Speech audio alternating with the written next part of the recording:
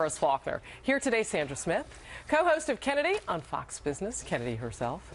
Also from FBN, co-host of After the Bell, Melissa Francis. And today's hashtag One Lucky Guy, co-host of Five and host of Greg Gutfeld Show, the Greg Gutfeld Guy. He's here. He's outnumbered. I'm here. Yeah, I'm here. all good. Not a hologram. Well, oh, you're not? No. Oh, my gosh, I thought you were like Tupac from Yeah, I'm very Coachella. busy. I often send my hologram to do things that I'm too busy to do, but I just had to show up. Like fire your minions? Yes. I'm glad that you're actually here, then. Yeah, thank you. Welcome Good back. to have you. Yeah, thank you. Yeah, it's been a few days off. We're ready to roll. Enjoying New Jersey. Yes, a staycation. All right, we'll move on. Donald Trump is scheduled to speak in just a little while in the battleground state of Ohio. A campaign spokesperson says he'll detail his 3 pillars of fighting terrorism, which are forming new alliances with nations willing to fight ISIS, moving away from nation building, and tightening immigration from countries with a heavy terror footprint. Trump's foreign policy advisor, Walid Phares, spoke earlier about what we can expect from the speech, saying the speech will counter what he says President Obama and Hillary Clinton have been avoiding when it comes to talking about ISIS and taking them out. What the speech of this afternoon is going to do is to elevate basically the level of this debate to a strategic level. That would force the other side, Secretary Clinton, to answer questions about the Iran deal. It will be explained about ISIS, about how to counter ISIS. What kind of coalitions do we need? How do we fight the homegrown jihadists here? So all these questions have been avoided. This speech will put it back on track. All right, so in less than 2 hours, we're going to get something that Donald Trump hadn't given out yet. Yes. His details for fighting ISIS, because he said he didn't necessarily, if I'm remembering correctly, early on, want to give away things to the enemy the way that he said President Obama has by saying, I'm taking certain things off the table like boots on the ground. Your thoughts? Me? Sounds pretty promising. It's like checking the ID at a bar. He's doing a background check of people coming into the United States, and people are going to say, my God, this is an ideological litmus test. But actually, it's not such a bad idea to look at social networks that people are on, to see the kind of beliefs that they have. This seems like common sense to me. The other thing is that he's declaring an ideological war against radical Islam. And this is important because it is parallel to the Cold War, at least in my view as a young person growing up in the Cold War. You had to identify the enemy. But there's one caveat here, and it's an issue that I've been struggling with. I call it idea contamination. I believe in all of these things. I believe strongly in these. I share these visions with Donald Trump. But the way that he expresses them casually has contaminated a lot of these views, so that when you come out and you say how strongly you are about how to defeat radical Islam and Islamism in general, they lump you into this kind of like xenophobia. Because that's what's happening now. They're trying to label Trump as xenophobic. And so anytime you share a belief with him, you are also tainted with the same brush, and it hurts. In my view, it hurts the war on terror. It hurts the issues of law and justice. And I often take notes on what you say. Thank you. So I wrote that idea contamination down. So what is Donald Trump expected to do about that? I mean, is he expected just not to have the conversation? Because there are some things that there are some things that we're talking about now that if it were not for him, they wouldn't be part of this campaign. You don't think that we'd be talking this much about illegal immigration if it weren't for Donald Trump? I think illegal immigration and terror and race and law and order has been the staple of Fox News for 10 years. Well, all he did was watch Fox News. In the campaigns themselves. I mean, until recently, had you heard President Obama say that fighting ISIS is his #1 priority? So people are talking about it more because he boils it down to phrases that create novelty in the media. But here's the problem with that. He creates these big phrases like he's going to ban Muslims. Right. And his spokesperson, Hope Hicks, said, we are going to ban Muslims. When he says all Muslims, he means all Muslims. But now he has narrowed it down so much to say that he's going to bolster the questionnaire from countries that have difficulty with terrorism. I mean, that's vastly different. And I wonder how different the conversation would have been if he would have started that and ended somewhere else. Because when you start somewhere that big, it's almost impossible to get people to complexify what you have made so simple. Or you beat 16 others in a primary. Yeah, I mean, he moved to what was the logical place on that, where he goes, well, I don't mean a religion, I don't mean Muslim, I mean terrorism. territories where radical Islam has spread. We need to temporarily, at least, stop letting people come in from this country until we can verify. And I am, for one, you know, every time they say we are able to go back and vet and verify everybody who's coming from this country, I have a really hard time believing that myself, because I've been to the post office, I've been to the DMV, the government doesn't do things well. I don't know how they could possibly do this, but he has to be more disciplined, like Greg said, that his sloppy language is getting in the way of it. And I'm hoping that the vetting is going to be run better than I don't know. things I wouldn't that are count really on it. only for us for our car licensing, like the DMV. But you've made the point before of how broad the vetting system is and how the time period to get it done is shrinking.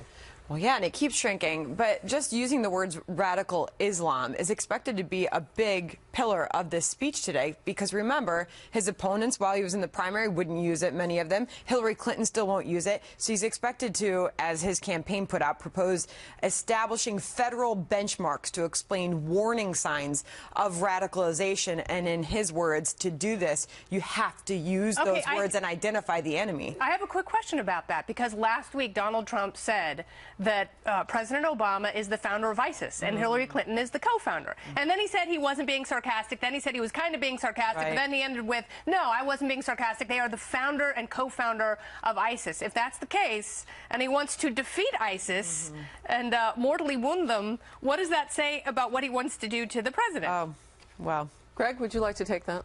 Well, again, if you're tying it all up, how do you then separate it? Yeah, and so what happens is, like, he defeated, what, 17 people in the primary, and it was entertaining because the media saw that he was going against Republicans. So it was okay. As long as he was coming at him.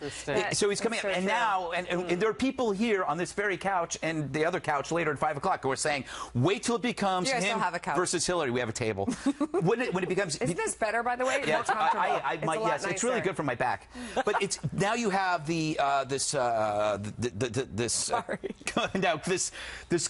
competition between Hillary and Trump, and the media now isn't forgiving Trump for his outbursts that he did during the primary, because during the primary it was just against other Republicans, and we know the media is Democrat. It's 80% to 90% according to polls. So now they've got him, and they're just going to go after him with each thing. Having said that, again, I have to give Donald Trump big credit for this. He jumped off a cliff. There were so many people that wouldn't run for president, people that fantasize about it, people, again, in this building who have shows, who think about running, but never do. And he actually did Craig, I'm sitting right here. Yeah, but I mean... But it's like that old adage of, you know, don't try to talk the person out of doing the thing that you can only talk about that they're actually doing. Yes, exactly. I followed that. Right? Yes. So Hillary Clinton at one point did say radical Islam, and I know Sandra was pointing this out. She walked it back. And so my question was, did she mean something different by it? Well, she went back to radical jihad or whatever, which is like frozen ice. I mean, she went back to one of those phrases that's like just saying the same thing twice. She kind of said it, and then she backed away. I mean, the problem is, if you remember correctly, when she did say it, President Obama came out the very next day. And, you know, basically gave her a tongue lashing for having said that. So that's kind of how she went back on it again. I mean, I don't know. You know what it's like? It's like when your boyfriend won't say, I love you. You know, and it's like all you want, you just want him to say, I love you. And you complain to all your friends, like, please, and he says it one time, and then that's it. He never says it again. And it's like, to your parallel of radical Islam, he says, I really care about you. Yes, exactly. He won't say radical Islam, he won't say love. I care about you. Yeah. I hold your hand. And you know, you just, and I can almost hear the words coming out of Sandra's mouth, you just also hope that while he goes down this road, he talks a little bit about how we'll pay for some of these things in the economy. No, but he's always been really good about that.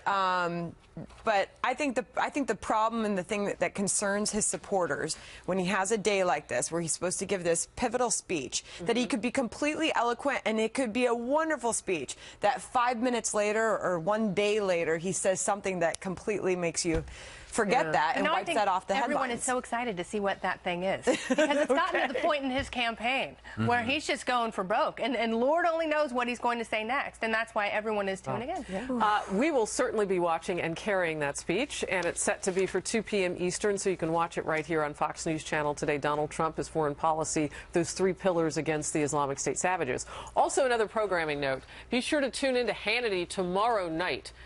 Sean will host an exclusive town hall with Donald Trump. That's Tuesday night.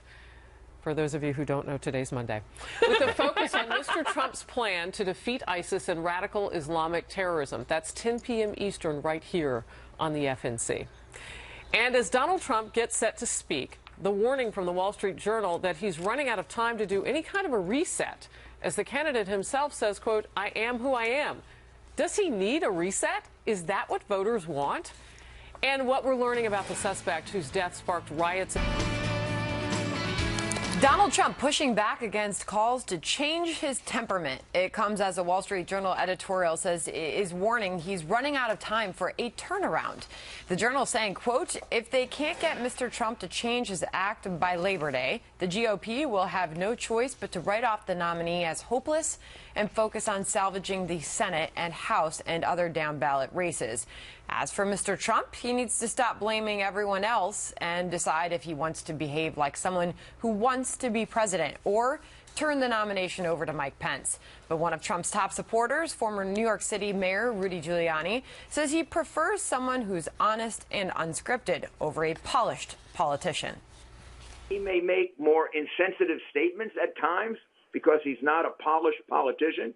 And their only issue against Donald Trump is he doesn't say things in the right way.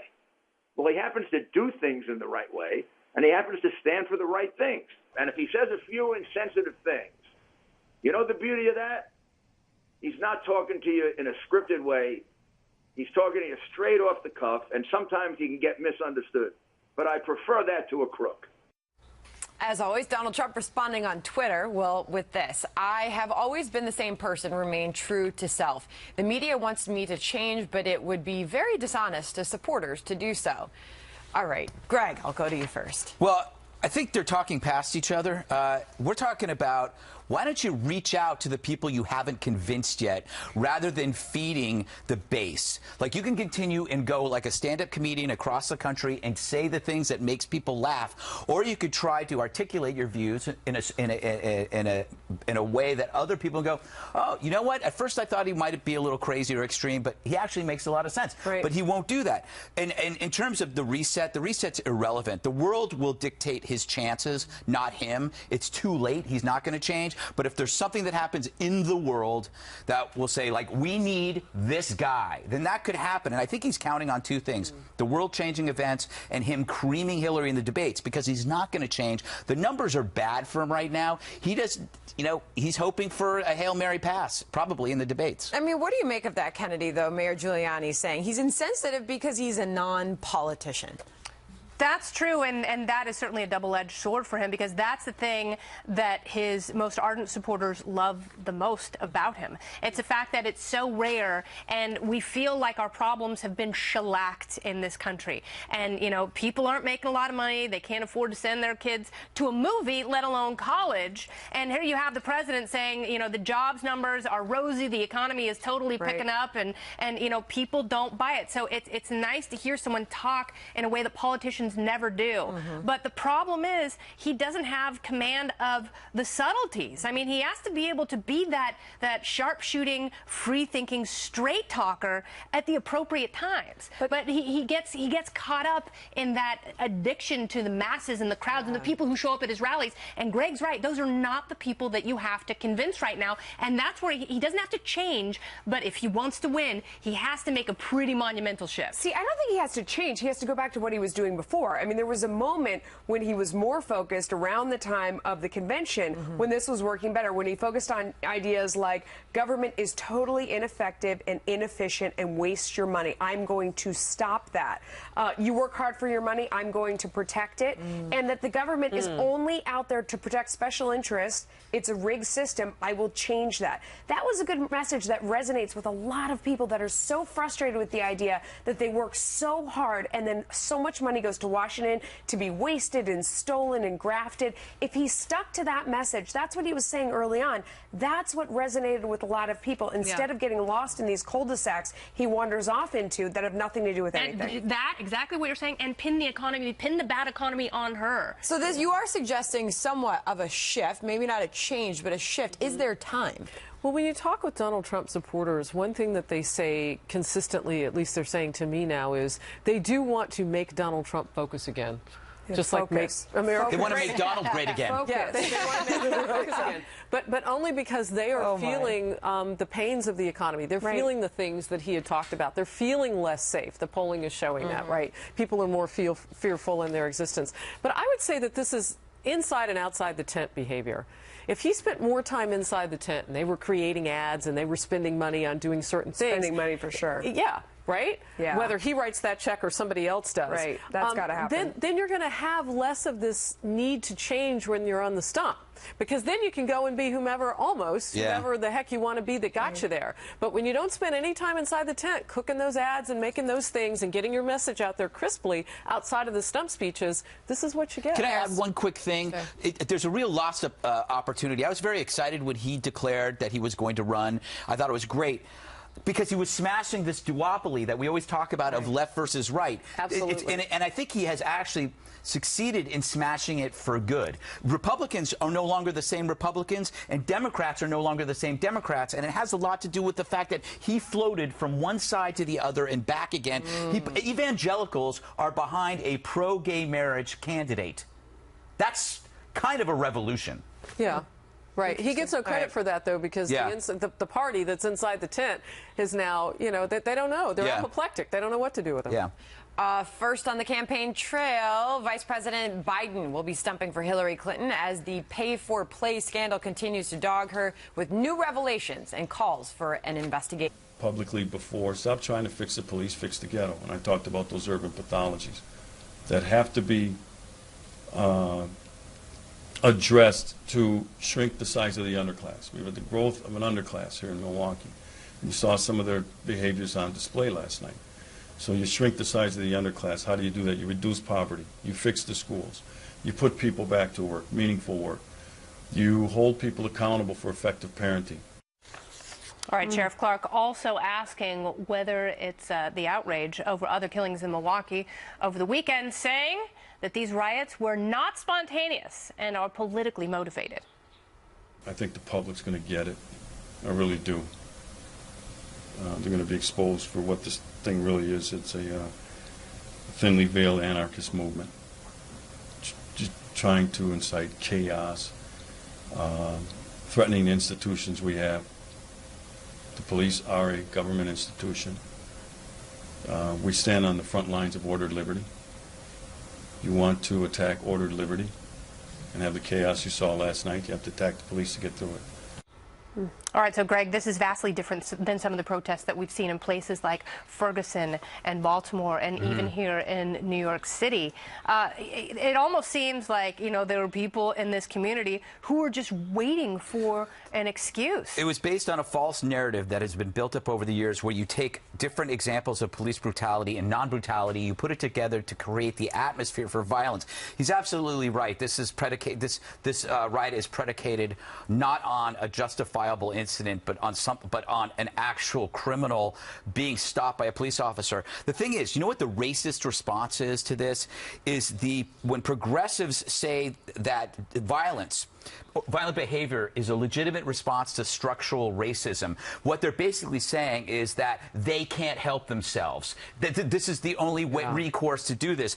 And to those involved in this, it doesn't really matter what I say or anybody here says.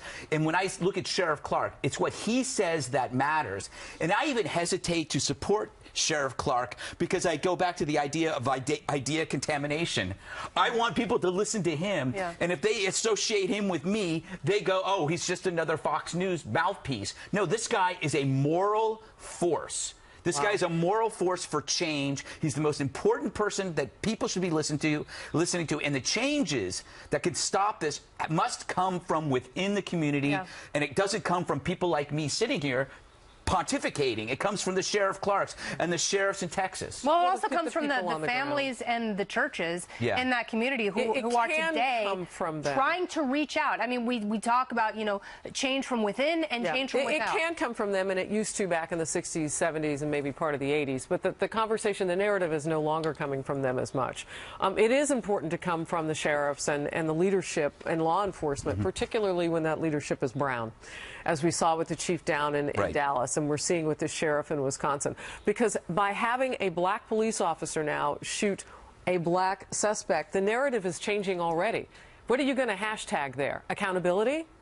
Because that's what these sheriffs and these lawmakers, or rather these law enforcement officers, are talking about in leadership positions. They're saying, look, is there social engineering that's gone wrong? Look at Baltimore. Yeah. You want to blame somebody, but just about everybody... Blame Martin O'Malley. Well, just about everybody in liberal progressive policies that have failed. You could, but also those people in those specific positions that could have helped this situation in Baltimore were also brown. And I mean, it's accountability within the black community. It's like looking at Chicago when you have black-on-black crime.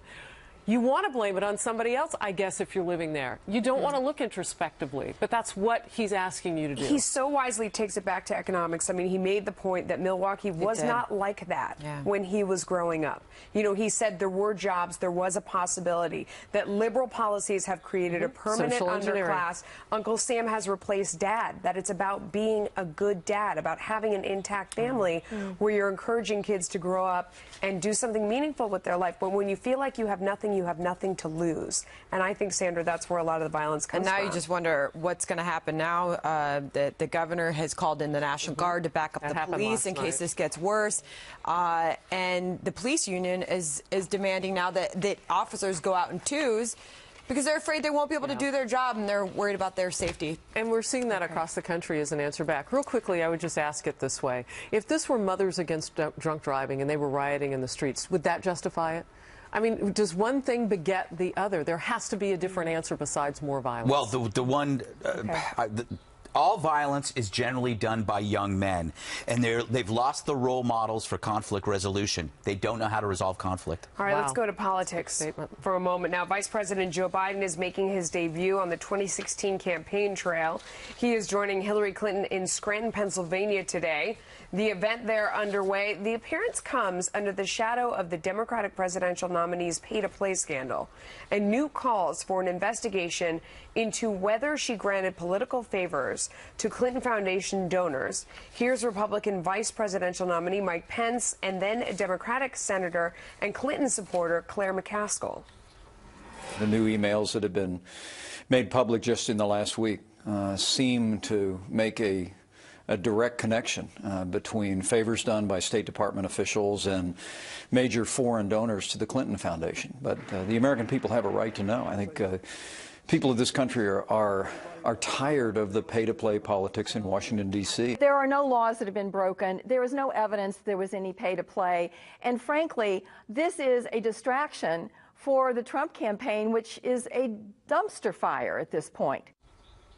All this, as a source tells Fox News, some of the FBI's files on the agency's investigation into Hillary Clinton's use of a private server could be given to a House committee as early as this week, including notes on the agency's interview with former Secretary of State herself. Meantime, Bill Clinton is speaking out about the investigation into his wife's use of a private server. Watch this. They saw two little notes with a C on it. This is the biggest load of bull I ever heard.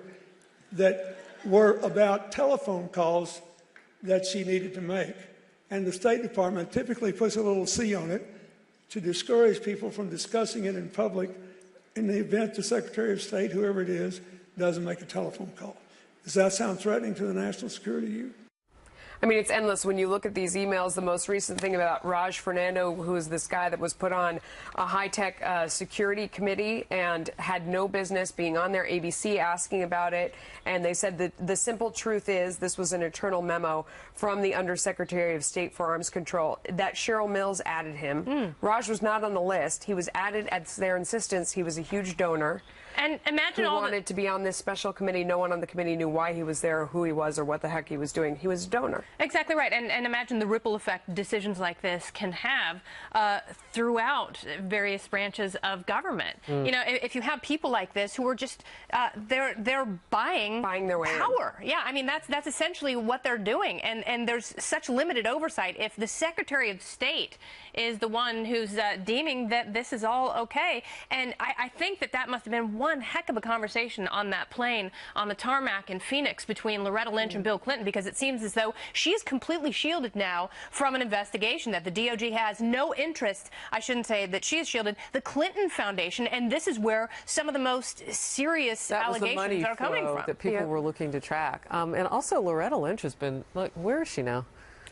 She's been oddly quiet lately, right? Flying around in that plane. Yeah, I mean, but the whole thing kind of boils down. I mean, I understand him saying, oh, just 2 notes with the C and blah, blah. I mean, I guess you can make it feel small, but you can't change the facts, right? You can't make the facts small. 33,000 emails deleted. You can't make that 2 little notes on a piece of paper. That doesn't change. It also, we saw, you know, at the time that everybody was looking into the email scandal and the emails were coming out, her poll numbers dropped. No matter how much they tried to obfuscate and pretend like it's no big deal, Sandra, people can put together the math of seeing money come in and seeing the Clintons put in their tax returns, you know, making tens of millions of dollars, and then you see them giving access to people in the government. They sold the State Department.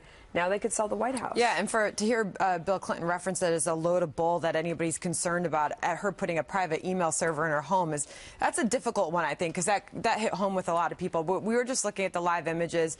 But you're going to introduce Vice President Joe Biden when he steps up there. This is the first time that we're going to hear him speaking for her on the campaign trail. Yeah. Scranton, Pennsylvania, 75,000 people is the population of that city. White working class male. Yeah. She's going to be targeting her. I can't wait to hear him. I mean, we'll dip in and listen a little bit. It's interesting. So he was supposed to do this a couple of weeks ago, and there was a terror attack in Europe, and so he delayed. Right. So now he's going to step on. He's going to do this. Scranton, though, is interesting because, remember, she was telling her parents' story at the DNC convention, and we learned so much about her ties to Pennsylvania, specifically Scranton. So now she's going to try to close the loop on, you know, I am every girl just like he is every man. We saw her do this a little bit with Massachusetts Senator Elizabeth Warren, you know, on home turf. You know, she understands the economy and I understand. So kind of by osmosis. I don't know. Does it work? She's going to claim that her grandfather founded Dunder Mifflin. There we go. I mean, Greg, you want to get in real quick? But I mean, does this work? I guess that's my question. Well, I mean, having Joe Biden on the trail with Hillary reminds the Democrats what could have been. Hillary suffers by comparison with every other candidate, with the exception of Trump at his worst.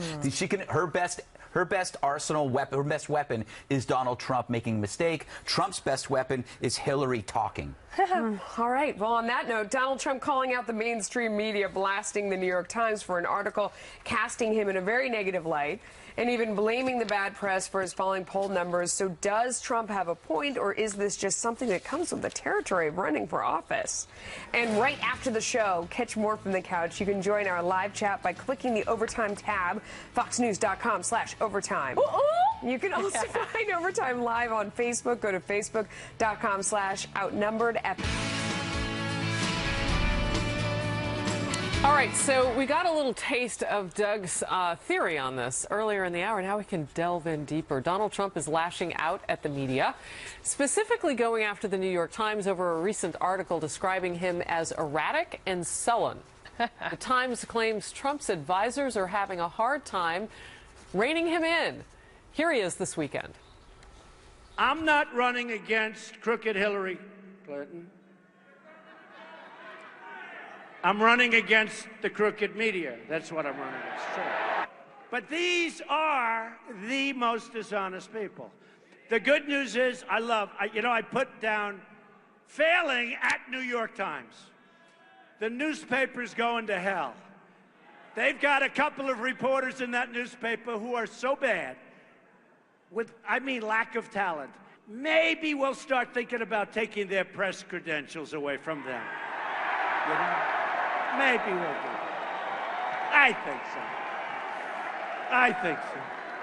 Trump also hit back on Twitter, as he often does, blaming the media for his falling poll numbers. He said, if the disgusting and corrupt media covered me honestly and didn't put false meaning into the words I say, I would be beating Hillary by 20%. And Trump's campaign chairperson, along with one of his staunchest supporters inside the Senate, dismissed the New York Times article. Watch. Contrary to your report and contrary to the New York Times nameless sources story, the campaign is moving to get forward and is very strong. We've raised over $132 million in the last 2 months. You've had this whole morning talking about nothing but negative on the Trump campaign. So this is the kind of thing that does build on itself and is, I think, made mountains out of molehills. All right, so earlier in this hour, Greg, you were talking about just the inequality in terms of how Republicans and Democrats are covered. Right. And you said that that's not breaking news. It's kind of all baked in. Donald Trump should move on. Why? Yeah, you should, to quote him, he should get over it, because he was the biggest beneficiary of media in the primaries. He got like 4-1 over all of these qualified guys. Governors and senators were just lay wasted by the fact that he could say something that the press indulged and put out there. So the media isn't causing his problems now. The media isn't telling him what to say. Media bias is a legitimate complaint, but to me, again, he's kind of tarnished it because he brought it on himself. They're just covering him honestly. He's just saying what he's saying. Are they, though? Are they? He says they're not. I know. They say they're not. Yes.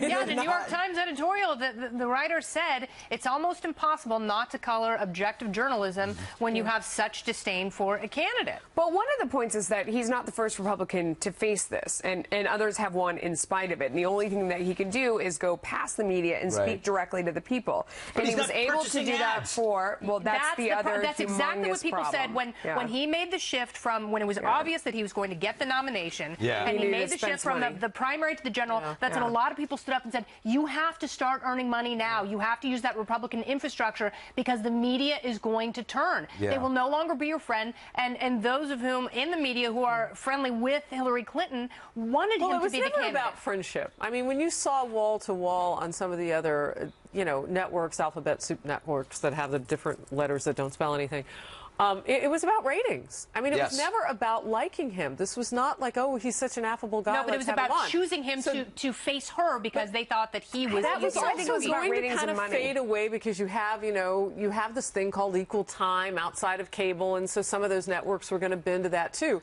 But isn't this also just about the fact that he hasn't spent money with focused negative? I mean, here in New York, where Hillary Clinton was a senator for years, there are ads running against Donald Trump because he's from New York. I mean, Democrats are concerned. If they're concerned in buying money in New York, shouldn't that tell him that he should spend some money on ads? He absolutely needs the backup of the ads. I mean, especially if you want to send something out where you're exactly on message that is totally controlled. There are also a million things that Hillary Clinton has done.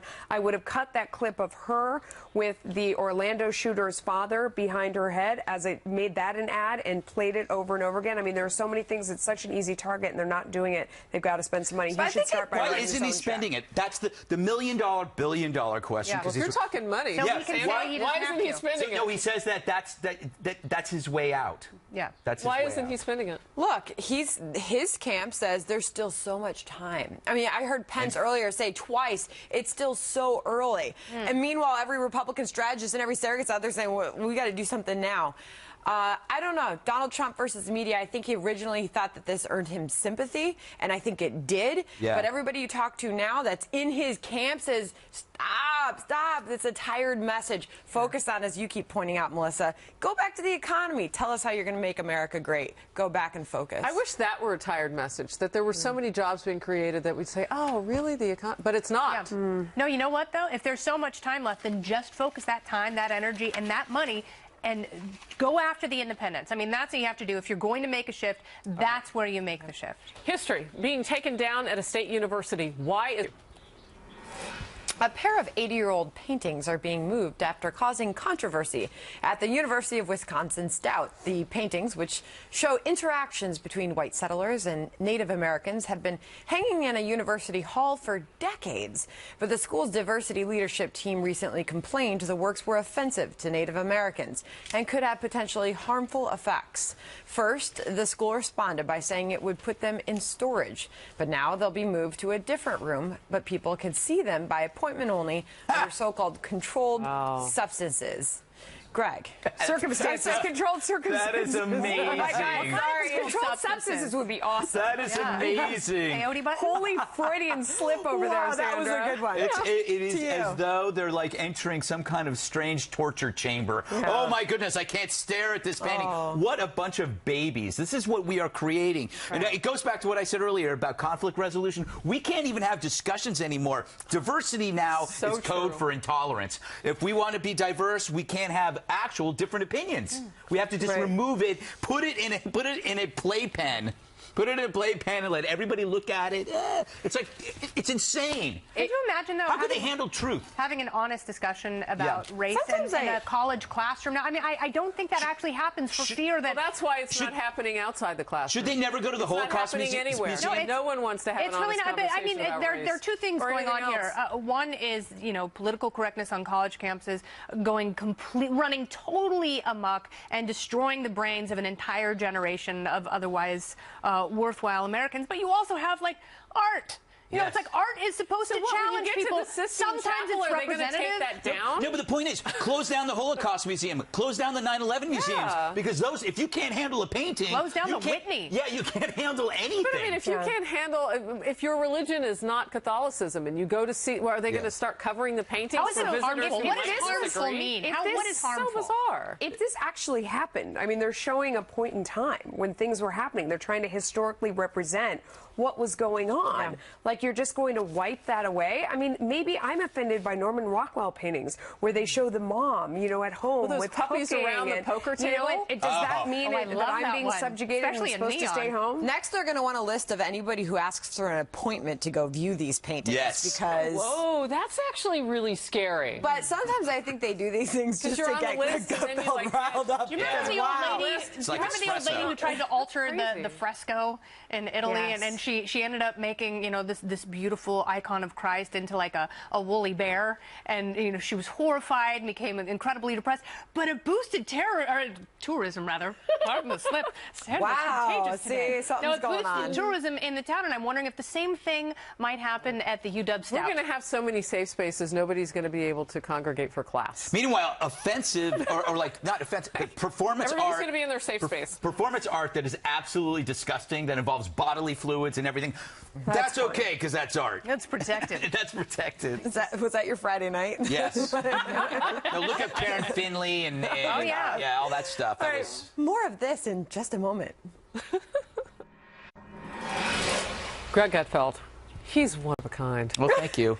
And it was really him today, not a hologram. Yes. He often threatens other shows. He will just show up in I'm a golden gram. Form.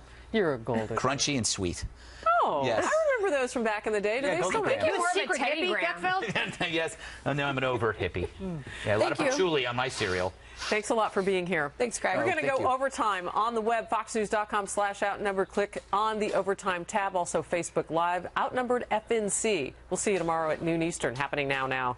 Happening now.